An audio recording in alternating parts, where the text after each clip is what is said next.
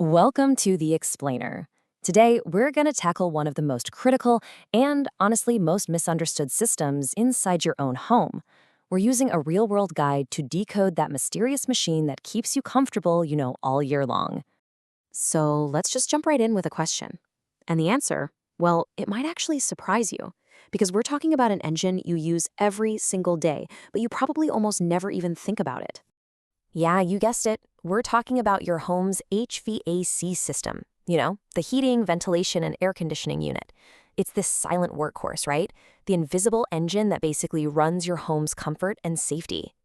Okay, so to really get a handle on the challenges these systems face everywhere, we're going to look at a specific example. We're zooming in on Mason, Ohio.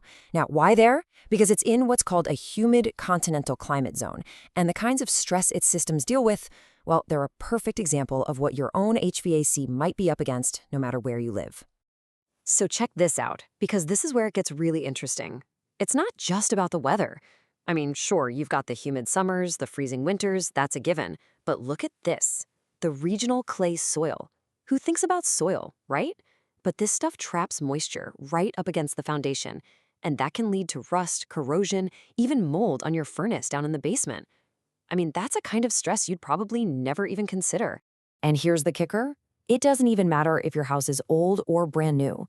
You could have an older home, say from the 70s, with air returns that are way too small and they're literally choking your system, just starving it for air. But then you could have a brand new build and the ducts are so leaky that you're losing like 20 to 30% of your expensive conditioned air into the attic. Think about that. Either way, you've got a system that's working way too hard from the moment it's installed. So all this stress, it really starts to add up, and eventually your system is going to try to tell you something's wrong. The trick is knowing how to listen, right? So let's dive into that next. We're going to translate some of those key warning signals. This is so useful. It connects what you feel with what's actually broken. So, that cold, clammy feeling you sometimes get in the summer? That's not just in your head. It could mean your coils are filthy or you're low on refrigerant, so it can't pull the humidity out of the air. Or what about a crazy high energy bill out of nowhere? Well, that could be your blower motor just burning itself out trying to keep up. Okay, of all the things your system might do, there's one sound you really, really need to listen for. It's called short cycling. It's when you hear your furnace or AC kick on, run for just a minute or two, then shut off. And then, a few minutes later, it kicks right back on again. If you hear that, that is a huge red flag. It's wasting a ton of energy and just putting incredible wear and tear on all the important, expensive components. Sooner or later, this happens to every single homeowner. You're faced with that big, expensive question, do I keep pouring money into this old thing to fix it, or is it finally time to just replace it? Well, luckily, you don't have to just guess. There's actually a pretty simple rule of thumb that pros use to help guide this decision. And it all comes down to one number, 5,000. Yep, it's literally called the $5,000 rule. It's super simple. Here's how you do it. You take the age of your unit in years and you multiply it by the estimated cost of the repair. If that number you get is over $5,000, then replacing the unit is almost always the smarter financial move. So, let's say you have a 12-year-old AC and it needs a $500 repair. Okay, 12 times 500, that's $6,000. Bam, that's a pretty clear signal that it's time to start shopping for a new one. And that's it. It's just a simple little bit of math, but what it does is it gives you the power. It takes all the emotion and the guesswork out of the decision. It's not about being attached to your old furnace anymore. It's just about making a smart, logical choice based on the numbers. And of course, that whole decision has to be put into context, right? You have to know how long this stuff is even supposed to last. Generally, you're looking at about 12 to 15 years for an air conditioner or a heat pump. Furnaces can sometimes go a bit longer, maybe 15 to 20. So if you're doing that $5,000 math on a unit that's already at the end of its life, well, it makes a big repair pretty tough to justify. Okay, so you've made the call, repair or replace. Now comes the hard part. You need to find a good pro.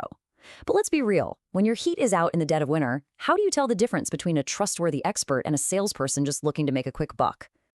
It really just comes down to this one simple idea. A real pro, a trustworthy one, sees their job as educating you. They're there to give you the facts, to lay out your options clearly so that you can make an informed decision. They're not there to pressure you into anything. The whole thing should just feel transparent. no mysteries. And step 2 here, the diagnosis, that is absolutely the most important part. A good tech should be able to physically show you the part that broke, explain why it broke in plain English, and give you an exact upfront price for the fix, all before they start any work. The bottom line is you should never, ever be surprised by the final bill. And listen, if you are getting a whole new system, a quality job is so much more than just swapping out the old box for a new one. A real pro will do something called a manual J calculation. That's basically a fancy way of saying they do the math to figure out the exact right size unit for your specific house, because too big is just as bad as too small. They'll check your ducts, they'll pull the permits. These aren't optional extras. These are the absolute non-negotiable signs of a professional installation. All right, we have covered a ton of ground here.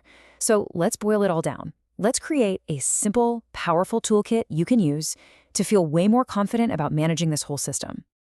So here it is, your Homeowners HVAC toolkit. These are the 6 big things to remember.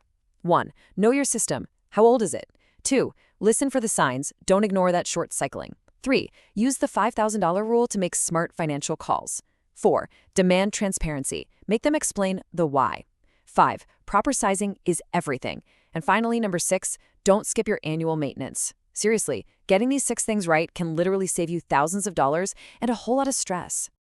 And that's really the coolest part about all of this. Once you understand how to look inside this one big, complicated, invisible engine that runs your home, you suddenly have the confidence and the tools to start looking at all the other invisible systems that run your life too.